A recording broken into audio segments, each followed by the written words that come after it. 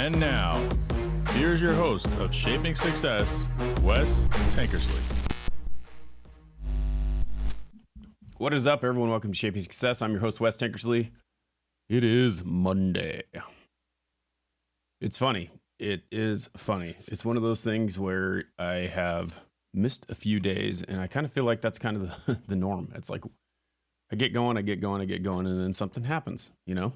And everyone that has been here with me, what is up, Men in the House podcast, Richard in the House, Nikki over on YouTube. If you guys haven't checked it out, you can head over to YouTube, Shaping Success with Wes Tankersley. Get in a conversation over there. I do kind of go back and forth because TikTok won't let me stream from Ecamm, which I look forward to the day when all that stuff will happen so we can stream everywhere. But, last week I had a situation on Wednesday that just kind of,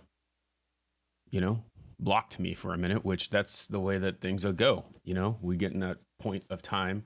We're going to talk about what I did this weekend in a minute. I'll kind of explain to you kind of my thoughts on the whole process. But anyway, thanks for being here. Thanks for hanging out. It is Monday, like I said, getting ready to start off the week. And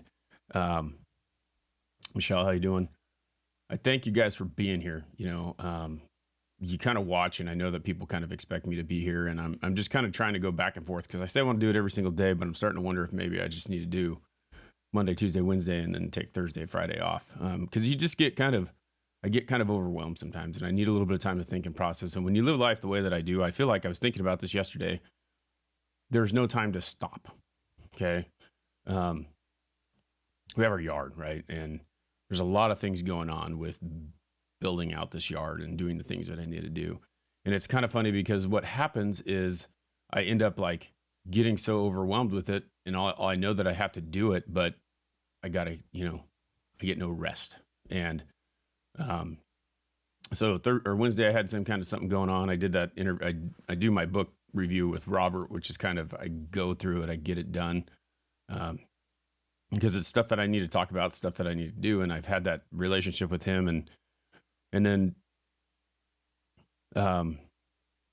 we were supposed to do the motivational music hour with Nikki, who is on here all the time, and I support and supports me, and she's so helpful with everything she does. Just by the way, my YouTube channel has 325,000 views on it now, which with the help of Nikki, thank you, Nikki, for helping with that. She's posting the clips, posting those things.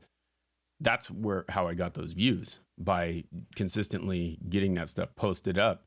But it's hard because I sit here and I record these episodes and I upload them, and I don't have time to go and post those. And then I've kind of just, you just kind of get overwhelmed with all the things that you have going on. So I'm lucky to have those people who help me get this stuff out.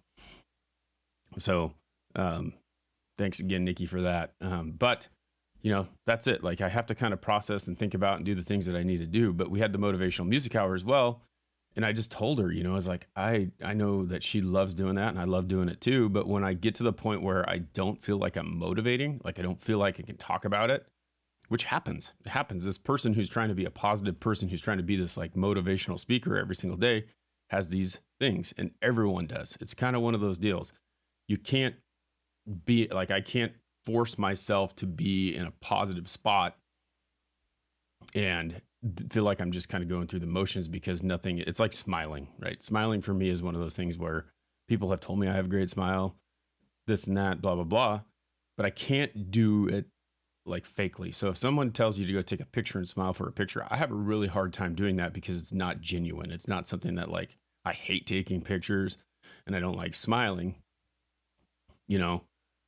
because it just feels fake. And that's the thing. I can't be fake about who I am and what I'm doing. So that's kind of the hard part for me, to be able to do that. And that's how I kind of felt Wednesday.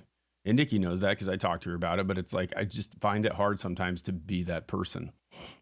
And we all do. But coming from the background that I come from, where I was, kind of this negative person all the time, and now I've kind of switched that around, the positive stuff that's there kind of outweighs all the negative things that are going on. So it's kind of crazy, but then you get in that negative headspace, and you start to creep back into those old habits sometimes, and it doesn't last long, but it does last. It does happen. So I want you guys to know that even though it's there, it isn't easy. And it never will be. But how do you get better at things? And I started thinking about this, and as you know, I relate everything that I do in my life to other things. And so, talking about this yard, right? I get a text message on Friday night from a friend of ours who works for a tree wholesaler, and I have 3.16 acres. And so there's a lot of stuff to be done. We got the grass in. That was the number one thing because we wanted to make sure that the kids were taken care of and they had a place to play, right? It still doesn't give them the things that they need to play with, but they have a place. Like that's not just a big old dirt pile in front of our house because living on acreage doesn't just happen. And putting yards in are very, very expensive. Madison. My friend Madison is on here right now, which is cool because she's a student of mine. So anyway, appreciate you being here, Madison. Awesome to see you. She actually used to babysit Tatum, so pretty cool. And I taught her, so that super cool, super awesome. But anyway, I relate these things in my life, and you look at these like 3 acres that I have sitting out here on my property, right? And it's like, what are you going to do with it? And I need to get some trees in. I need to get some things going. And so I went out. This guy texted me. He goes, "Hey, I got some trees," because he has leftover trees and they sell them at the end of the season when they've sold them all out. And they got to get rid of them pretty quick. And so they make a pretty good deal on these really nice trees, but they're huge. They're like, I mean, we're talking like 350-pound root ball on them. And you're trying to manipulate these. And when you have this big, giant, long, awkward, like the tree is like 8 feet tall with this 3 foot wide root ball on it. And you're going to go take it and put it in this hole that you have dug and you hope that it falls in there just right. And then there's a lot of physical work to it. And I know I don't have a problem doing physical work. Obviously, I worked at Les Schwab for 11 years and I tell people how difficult that was, but it takes a little bit of work. And it's funny because what happens is like my wife and I were like, okay, well, we can only afford 2 right now. We need to just get 2. We actually needed 4 or 5, but we'll just do 2 right now. I get over there. I go pick up the trees on Saturday afternoon with the kids after I mowed the lawn. And the first thing that I did was, we went and got this thing that I could use to haul around a bunch of dirt, hooked to the 4-wheeler, make it easy on me. So my son and I, he helped. He's 2. He didn't help a whole lot, but I got to help him kind of turn the wrench and do those types of things. And we got the thing put together, and then we hook it up, and then I took him in and I fed him lunch and fed Tatum, and then put him down for his nap. So this is when the work starts for me because I have to find the time to do it. So I go outside, mow the lawn, and then go find out where I'm going to put these 2 trees because I know I'm picking them up. Pick out the hole and start digging. Now I know how big these trees are because I planted 14 of them last year, and I planted very many of them over the years in the couple homes that I've had and things like that. So I'm guessing how big it is. And then when I told myself was I'm going to guess how big this hole is because I don't have the tree there with the root ball, the exact measurement or whatever. And I'm going to dig it as big as I can, or as big as I think it is. And then I'm going to dig another 2 inches wider and another 2 inches deeper because the last time I did it, they didn't fit in the hole and I had to take them out and dig the hole a little bit wider, which is very difficult. Luckily, I have my brother who is a lot stronger. And so the 2 of us could pull it out and do it. But you don't want, once you get this tree in this hole, you don't want to get it out of there. You want to have it just right. So knowing this, I get there and I figure out what they are. And the guy who's selling the trees is like, "Hey, you should take all 4 of these." I'm like, I should, but I can't because I just don't have enough money right now. But with that being said, this all ties into practice, right? Because I had done this before, so I know, and I've learned that the last time this was the problem, this is the problem. This time I'm going to make sure that this problem doesn't happen again. I don't want the tree to not be able to go in there. I want to make sure that I get the hole just right and all that before I go and dump this tree in here. Plus, I'm doing it by myself this time. And if it gets in there and I can't move it around, then I'm kind of hosed until someone can come help me. So lo and behold, I get home with these trees, told them I only could take 2. And I'm like, well, I'm going to plant one on this corner, one on that corner, kind of space them out away from each other on the front of the house. And so I start digging these holes. Or I had already dug these holes. And so the guy tells me when I'm there, he's like, yeah, you want to make it about 32 inches wide and 18 inches deep. I'm like, okay, because that's how they're digger. Like they have this big giant like spade that goes over the top of the tree, goes down, picks it up, pulls it out, and then they wrap it and do all the stuff with it. First tree falls right in the hole. I measured it, made sure that it would work. And then the next one, the root ball, like I measured it and I got the hole about where it needed to be.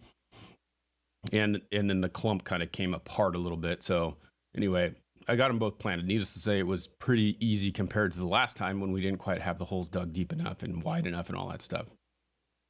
I was prepared though, right? So I knew that I had to make that happen. I knew I had to do it a certain way. Well, my wife and I started talking about it. I took a picture of it. She's like, man, that really just like looks kind of bare. We need to put more in there. Well, what can we do? How can we figure out we can go get these other two? Because they're not going to be available for a while.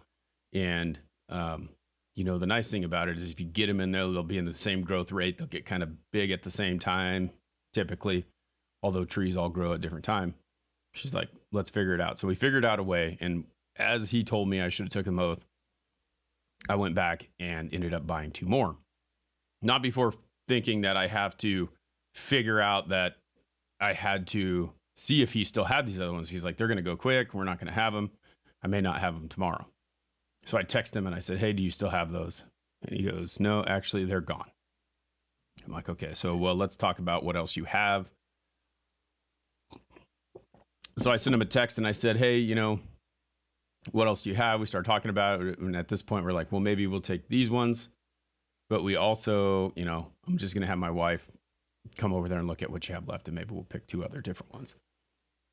He goes, you know what? He goes, I just got, and this was like 20 minutes later, the lady who was going to take those decided to take something different. So I still have those two birches. I was like, awesome.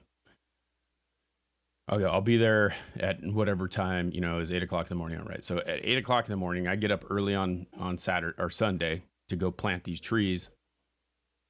And the cool thing about it was the next time, because the work that I had done the previous day, I knew exactly what I needed to do on these next two. And I knew that I had to make sure, just like even to digging the hole, the process of digging the hole was so much easier because I knew how I had to do it. I knew what I needed to do, to how wide I wanted to make it, to how big the hole had to be, to the process of what it was going to take. And so instead of it taking me, 2-3 hours to plant two trees, it took me an hour. All because I learned from what I did before and made it better the second time around. So when we talk about practicing things, that's really where that goes. That's really the things that I think about. And it's really hard for people to understand that if they don't do those things. Getting better at whatever you do requires you to practice. It's not going to be easy the first time. It's not going to be easy the second time. And I'm telling you, this is as simple as planting a tree, but I would like to see people go out and try and do this thing that I have done and see that it isn't that easy.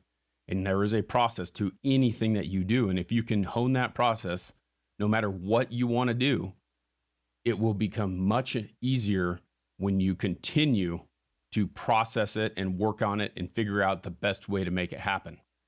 And you can make your time quicker. You can get things done a lot sooner, but you got to practice it. And that's how this positivity thing is. It's never easy. It's never easy, but you have to realize that you can relate that to the things that you're doing in life. Things as simple as planting a freaking tree. So I could have been out there all day working on that, doing those things, and just like been working on this yard all dang day.